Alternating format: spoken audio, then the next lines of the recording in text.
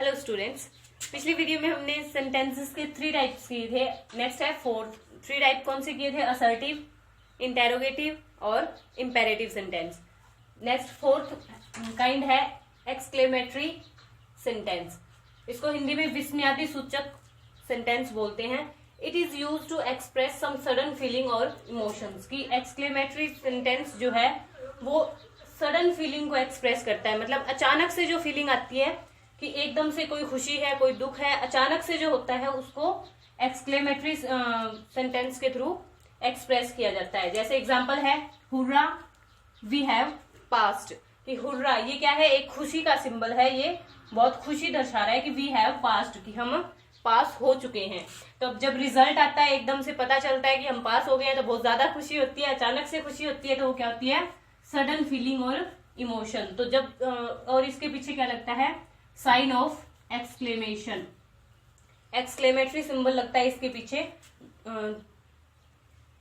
ये क्या है? हुर्रा वी हैव पास्ड, कि बहुत ज्यादा खुशी हुई है कि हम पास हो गए हैं। तो ये क्या है? Sudden feeling. इसलिए एक्सक्लेमेटरी सिंबल, एक्सक्लेमेटरी सेंटेंस के थ्रू इसको एक्सप्रेस किया गया है।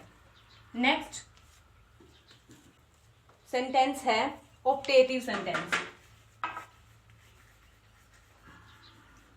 ऑप्टेटिव सेंटेंस, इसको हिंदी में बोलते हैं इच्छा सूचक।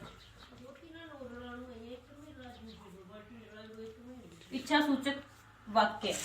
कि ऑप्टेटिव सेंटेंस वो होते हैं जिनमें हम optative sentence it is use to express wish और प्रेयर। कि ये जो सेंटेंस है वो क्या चीज दर्शाता है? एक्सप्रेस करता है विश और प्रेयर की इच्छा और जो प्रार्थना होती है किसी के लिए, कि हम कुछ भी इच्छा करते हैं कि ये होना चाहिए था, ऐसे होना चाहिए, या फिर किसी के लिए प्रार्थना करते हैं कि तुम्हारी लंबी उम्र हो, भगवान तुम्हारी मदद करे, भगवान तुम्हारा भला करे। तो ये सारे क्या हैं? प्रेयर्स हैं, विशेज हैं। तो ये ऑप्टेटिव सेंटेंस के थ्रू शो की जाती है और इसके पीछे भी साइन ऑफ एक्सक्लेमेशन लगता है। तो इन दोनों में कंफ्यूज नहीं होना है। ये क्या होती है? इसमें विश और प्रेयर की इच्छा और प्रार्थना व्यक्त की जाती है, और इसमें क्या होता है? Sudden feeling. की आपको पता चल जाएगा कि ये सडन फीलिंग है या फिर इच्छा है, तो उसको देखने से पता चल जाता है। तो एग्जाम्पल क्या है इसका? मे गॉड हेल्प यू, की भगवान तुम्हारी मदद करे। तो ये क्या है?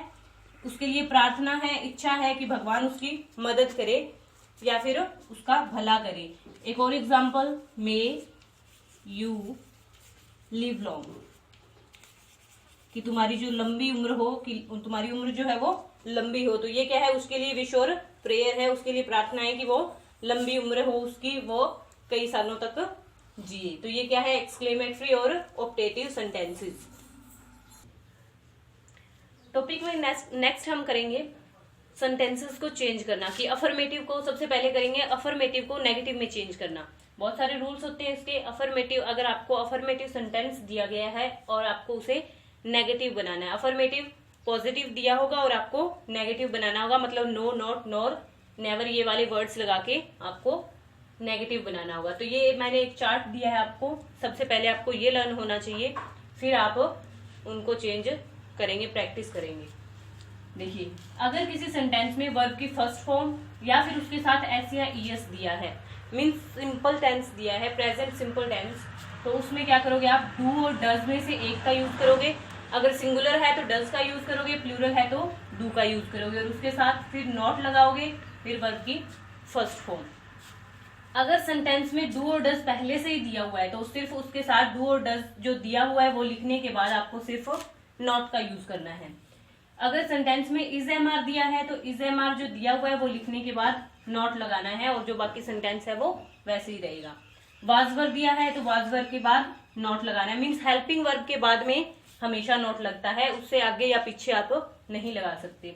अगर वर्ब की सेकंड फॉर्म दी है तो वहां पर डिड का यूज करोगे। वर्ब की सेकंड फॉर्म दी हो अगर सेंटेंस में तो वहां पर डिड का यूज करोगे, और डिड के बाद में नॉट।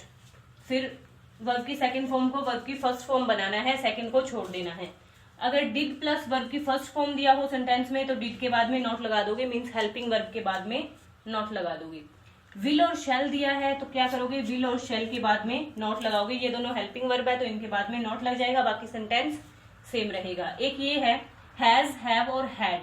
अगर किसी सेंटेंस में हैज, हैव और हैड दिया है तो इसके दो रूल्स हैं कि has, have, had plus no लगाओगे और नेक्स्ट है नॉट लगाओगे। अगर ये कब लगाओगे, हैज, हैव, नो, कि अगर ऐसा कोई सेंटेंस दिया है जिसमें किसी चीज पर हमारा राइट शो होता है कि हमारा अधिकार है उस चीज पर, तो तब क्या लगाओगे, नो। और अगर उसमें कुछ काउंटिंग नंबर्स दिए हुए हैं तो क्या लगाओगे, हैज, हैव के बाद में नॉट का यूज करोगे। नेक्स्ट है, चार्ट में नेक्स्ट है, अगर सेंटेंस में विल, शैल के साथ हैव और बीन भी दिया होता है, कि विल शैल के साथ हैव और बीन भी दिया हो तो किसे चेंज करोगे, विल और शैल जो दिया है वो लिखोगे, फिर विल शैल के बाद में नॉट लगाओगे, फिर उसके बाद में हैव बीन लिखोगे। नेक्स्ट है, अगर कैन दिया हो, मीन्स जो भी मोडाल्स दिए जाते हैं, मोडाल्स जैसे शुड, कुड, वुड, ये सारे क्या है मोडाल्स, तो उनके साथ ओनली नॉट का यूज कर दोगे, बस और कुछ नहीं करना। जैसे ये कैन मोडाल्स है तो इसके साथ नॉट का यूज कर दोगे। एवरीबडी, एवरीबडी को नोबडी में चेंज करोगे और ईदर को नीदर में चेंज करोगे। आप पहले ये चार्ट लर्न करेंगे, फिर कल हम इसकी प्रैक्टिस करेंगे कैसे affirmative to negative sentences change किए जाते हैं। Thank you.